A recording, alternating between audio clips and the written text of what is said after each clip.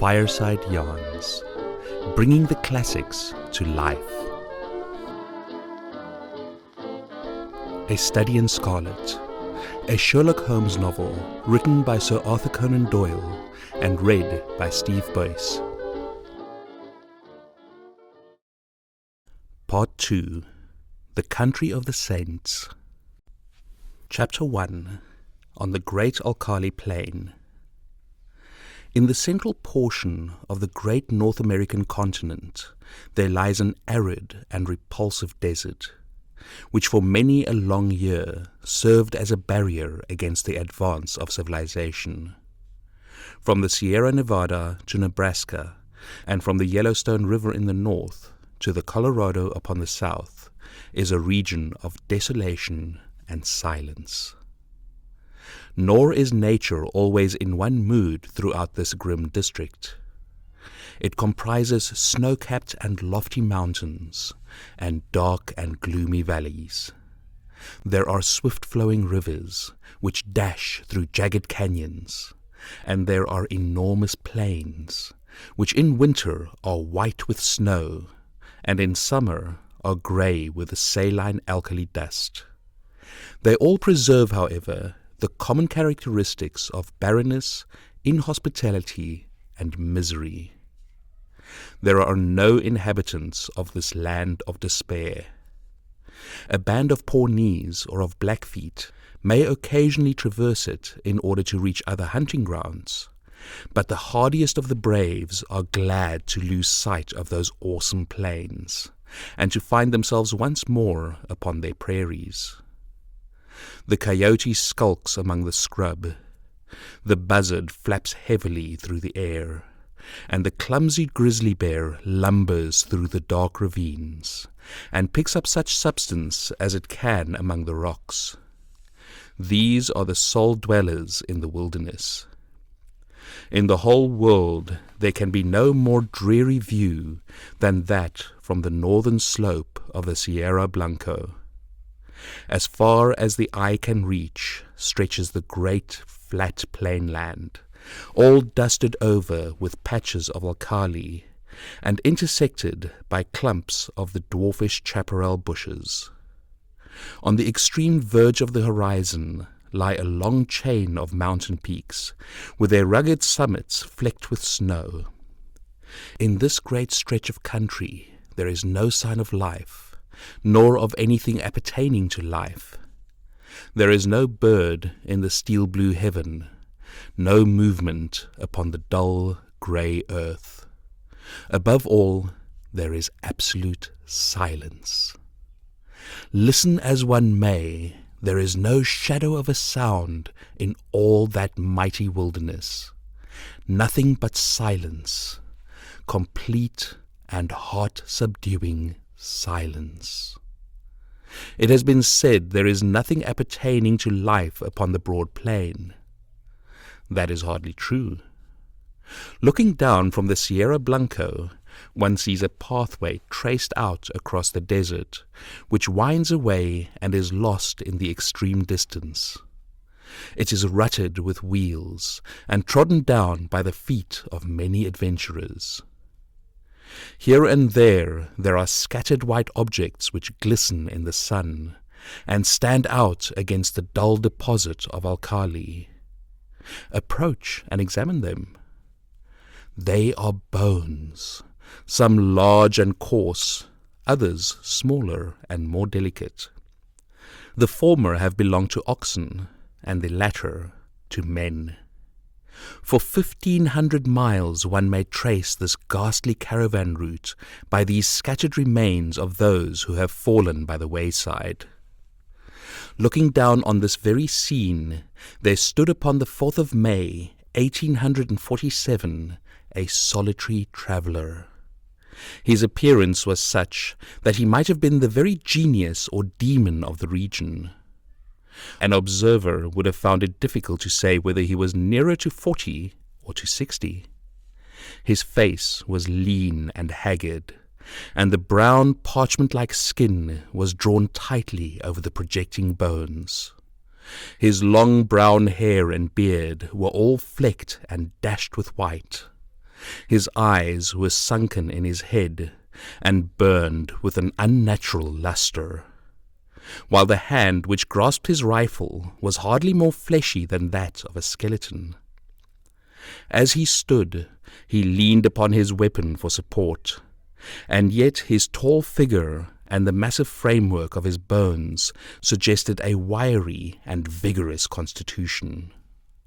His gaunt face, however, and his clothes, which hung so baggily over his shriveled limbs, proclaimed what it was that gave him that senile and decrepit appearance.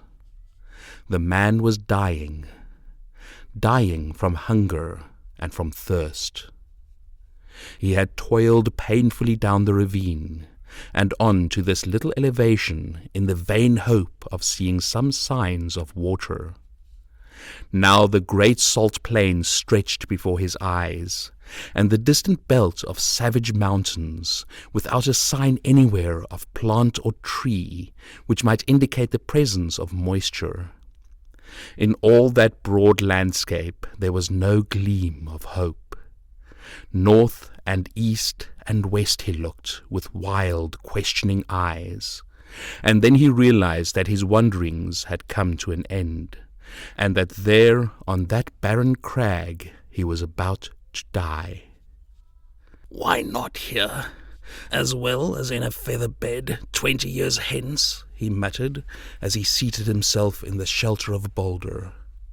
Before sitting down, he had deposited upon the ground his useless rifle, and also a large bundle tied up in a grey shawl, which he had carried slung over his right shoulder. It appeared to be somewhat too heavy for his strength, for in lowering it, it came down on the ground with some little violence. Instantly there broke from the grey parcel a little moaning cry, and from it there protruded a small, scared face, with very bright brown eyes and 2 little speckled, dimpled fists. "You've hurt me," said a childish voice reproachfully. "Have I, though?" the man answered penitently. "I didn't go for to do it." As he spoke, he unwrapped the grey shawl and extricated a pretty little girl of about 5 years of age, whose dainty shoes and smart pink frock with its little linen apron all bespoke a mother's care.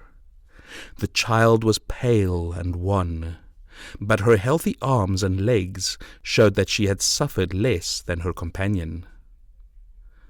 "How is it now?" he answered anxiously, for she was still rubbing the towsy golden curls which covered the back of her head. "Kiss it and make it well," she said with perfect gravity, showing the injured part up to him. "That's what Mother used to do. Where's Mother?" "Mother's gone. I guess you'll see her before long." "Gone, eh?" said the little girl. "Funny. She didn't say goodbye. She most always did if she was just going over to Auntie's for tea, and now she's been away 3 days. Say, it's awful dry, ain't it? Ain't there no water, nor nothing to eat?" "No, there ain't nothing, dearie. You'll just need to be patient a while, and then you'll be all right. Put your head up agin me like that, and then you'll feel bullier.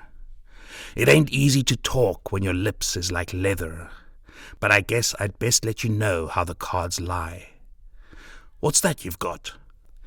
"Pretty things, fine things," cried the little girl enthusiastically, holding up 2 glittering fragments of mica. "When we goes back to home, I'll give them to Brother Bob." "You'll see prettier things than them soon," said the man confidently. "You just wait a bit. I was going to tell you, though.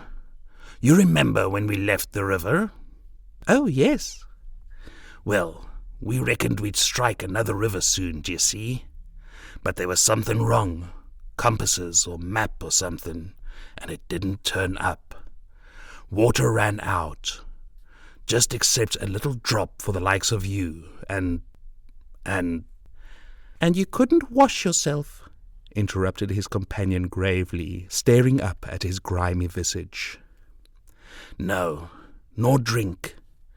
And Mr. Bender, he was the first to go, and then Indian Pete, and then Mrs. McGregor, and then Johnny Holmes, and then, dearie, your mother." "Then Mother's a deader too," cried the little girl, dropping her face in her pinafore and sobbing bitterly. "Yes, they all went except you and me. Then I thought there was some chance of water in this direction, so I heaved you over my shoulder and we tramped it together. It doesn't seem as though we've improved matters. There's an almighty small chance for us now." "Do you mean that we're going to die too?" asked the child, checking her sobs and raising her tear-stained face. "I guess that's about the size of it." "Why didn't you say so before?" she said, laughing gleefully. "You gave me such a fright.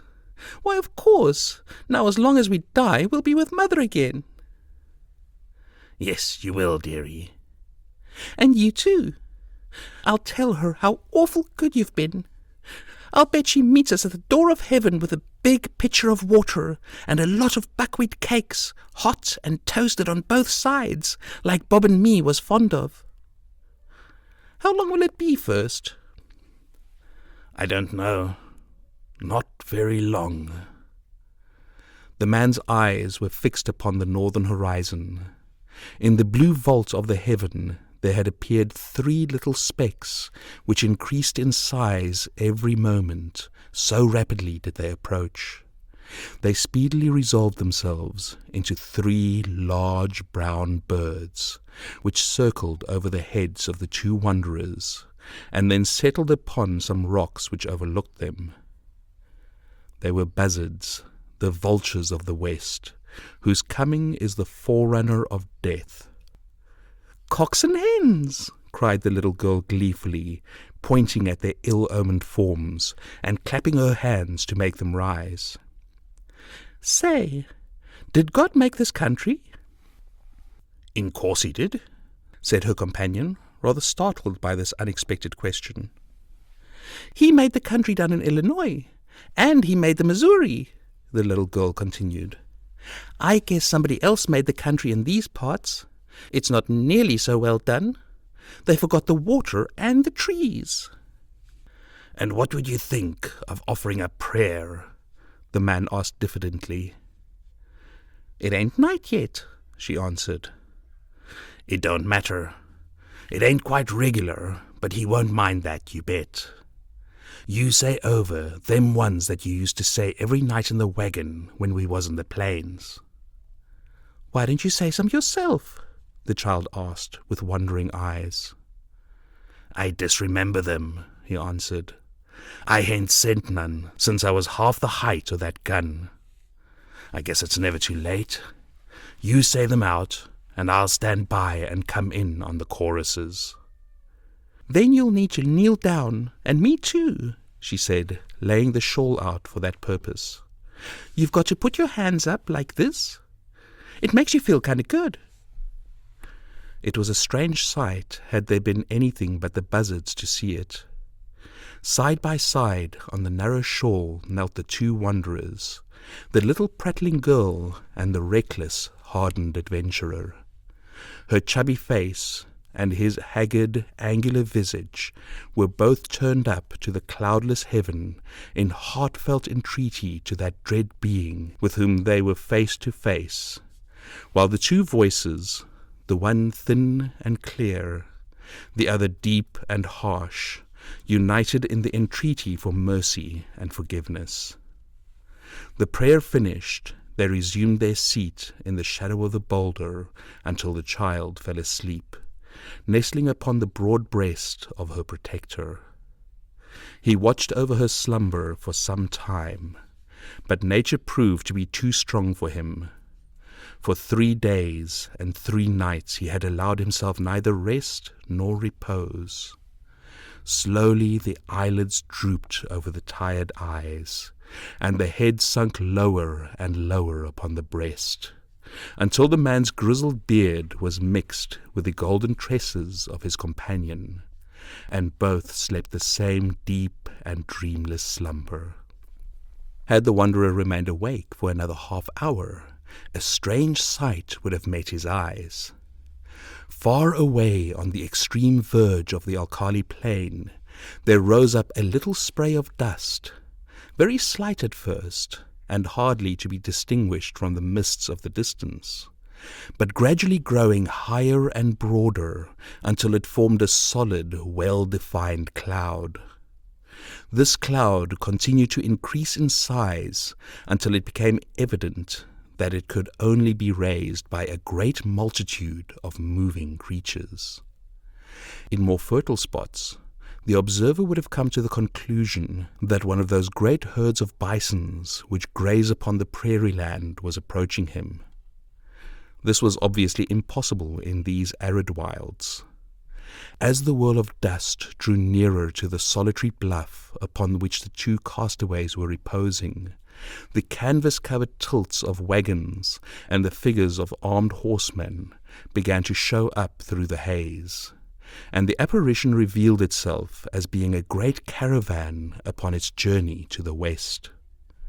But what a caravan! When the head of it had reached the base of the mountains, the rear was not yet visible on the horizon. Right across the enormous plain stretched the straggling array, wagons and carts, men on horseback and men on foot. Innumerable women who staggered along under burdens, and children who toddled beside the wagons or peeped out from under the white coverings. This was evidently no ordinary party of immigrants, but rather some nomad people who had been compelled from stress of circumstances to seek themselves a new country. There rose through the clean air a confused clattering and rumbling from this great mass of humanity, with the creak of wheels and the neighing of horses. Loud as it was not sufficient to rouse the two tired wayfarers above them. At the head of the column there rose a score or more of grave, iron-faced men, clad in sombre homespun garments and armed with rifles. On reaching the base of the bluff they halted and held a short council among themselves. "The wells are to the right, my brothers," said one, a hard-lipped, clean-shaven man with grizzly hair. "To the right of the Sierra Blanco. So shall we reach the Rio Grande," said another. "Fear not for water," cried a third. "He who could draw it from the rocks will not now abandon his own chosen people." "Amen, amen," responded the whole party. They were about to resume their journey when one of the youngest and keenest eyes uttered an exclamation and pointed up at the rugged crag above them. From its summit there fluttered a little wisp of pink, showing up hard and bright against the grey rocks behind. At the sight there was a general reining up of horses and unslinging of guns, while fresh horsemen came galloping up to reinforce the vanguard. The word "Redskins" was on every lip. "There can't be any number of Injuns here," said the elderly man who appeared to be in command. "We have passed the Pawnees, and there are no other tribes until we cross the great mountains." "Shall I go forward and see, Brother Stangerson?" asked one of the band. And I," cried a dozen voices. "Leave your horses below, and we will await you here," the elder answered.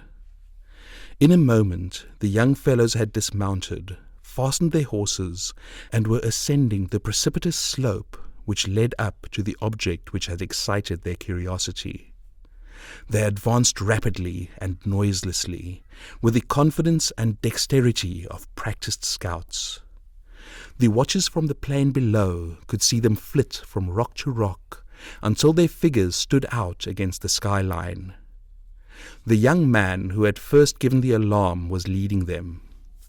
Suddenly his followers saw him throw up his hands, as though overcome with astonishment, and on joining him they were affected in the same way by the sight which met their eyes. On the little plateau which crowned the barren hill there stood a single giant boulder, and against this boulder there lay a tall man, long-bearded and hard-featured, but of an excessive thinness. His placid face and regular breathing showed that he was fast asleep. Beside him lay a little child, with her round white arms encircling his brown sinewy neck, and her golden-haired head resting upon the breast of his velveteen tunic. Her rosy lips were parted, showing the regular line of snow-white teeth within, and a playful smile played over her infantile features. Her plump little white legs, terminating in white socks and neat shoes with shining buckles, offered a strange contrast to the long, shriveled members of her companion. On the ledge of rock above this strange couple there stood 3 solemn buzzards, who, at the sight of the newcomers, uttered raucous screams of disappointment and flapped sullenly away. The cries of the foul birds awoke the 2 sleepers, who stared about them in bewilderment. The man staggered to his feet and looked down upon the plain which had been so desolate when sleep had overtaken him, and which was now traversed by this enormous body of men and of beasts. His face assumed an expression of incredulity as he gazed, and he passed his bony hand over his eyes. "This is what they call delirium, I guess," he muttered. The child stood beside him, holding on to the skirt of his coat, and said nothing, but looked all around her with the wondering, questioning gaze of childhood. The rescuing party was speedily able to convince the 2 castaways that their appearance was no delusion. One of them seized the little girl and hoisted her upon his shoulders, while 2 others supported her gaunt companion and assisted him toward the wagons. "My name is John Ferrier," the wanderer explained. "Me and that little un are all that's left of 21 people. The rest is all dead of thirst and hunger away down in the south." "Is she your child?" asked someone. "I guess she is now," the other cried defiantly. "She's mine 'cause I saved her. No man will take her from me. She's Lucy Ferrier from this day on. Who are you, though?" he continued, glancing with curiosity at his stalwart, sunburnt rescuers. "There seems to be a powerful lot of ye." "Nigh upon 10,000, said one of the young men. "We are the persecuted children of God, the chosen of the angel Morona." "I never heard tell on him," said the wanderer. "He appears to have chosen a fair crowd of ye." "Do not jest at that which is sacred," said the other sternly. "We are of those who believe in those sacred writings drawn in Egyptian letters upon plates of beaten gold, which were handed unto the holy Joseph Smith at Palmyra. We have come from Nauvoo in the state of Illinois, where they had founded our temple. We have come to seek a refuge from the violent man and from the godless, even though it be the heart of the desert." The name of Nauvoo evidently recalled recollections to John Ferrier. "I see," he said. "You are the Mormons." "We are the Mormons," answered his companions with one voice. "And where are you going?" "We do not know. The hand of God is leading us under the person of our prophet. You must come before him. He shall say what is to be done with you." They had reached the base of the hill by this time, and were surrounded by crowds of the pilgrims, pale-faced, meek-looking women, strong, laughing children, and anxious, earnest-eyed men. Many were the cries of astonishment and of commiseration which arose from them when they perceived the youth of one of the strangers and the destitution of the other. Their escort did not halt, however, but pushed on, followed by a great crowd of Mormons, until they reached a wagon which was conspicuous for its great size and for the gaudiness and smartness of its appearance. 6 horses were yoked to it, whereas the others were furnished with 2, or at most 4 apiece. Beside the driver there sat a man who could not have been more than 30 years of age, but whose massive head and resolute expression marked him as a leader. He was reading a brown-backed volume, and as the crowd approached he laid it aside and listened attentively to an account of the episode. Then he turned to the 2 castaways. "If we take you with us," he said in solemn words, "it can only be as believers in our own creed. We shall have no wolves in our fold. Better far that your bones should bleach in this wilderness than that you should prove to be that little speck of decay which in time corrupts the whole fruit. Will you come with us on these terms?" "Guess I'll come with you on any terms," said Ferrier, with such emphasis that the grave elders could not restrain a smile. The leader alone retained his stern, impressive expression. "Take him, Brother Stangerson," he said. "Give him food and drink, and the child likewise. Let it be your task also to teach him our holy creed. We have delayed long enough. Forward! On! On to Zion!" On to Zion!" cried the crowd of Mormons, and the words rippled down the long caravan, passing from mouth to mouth until they died away in a dull murmur in the far distance. With a cracking of whips and a creaking of wheels, the great wagons got into motion, and soon the whole caravan was winding along once more. The elder to whose care the 2 waifs had been committed led them to his wagon, where a meal was already awaiting them. "You shall remain here," he said. "In a few days you will have recovered from your fatigues. In the meantime, remember that now and forever you are of our religion. Brigham Young has said it, and he has spoken with the voice of Joseph Smith, which is the voice of God."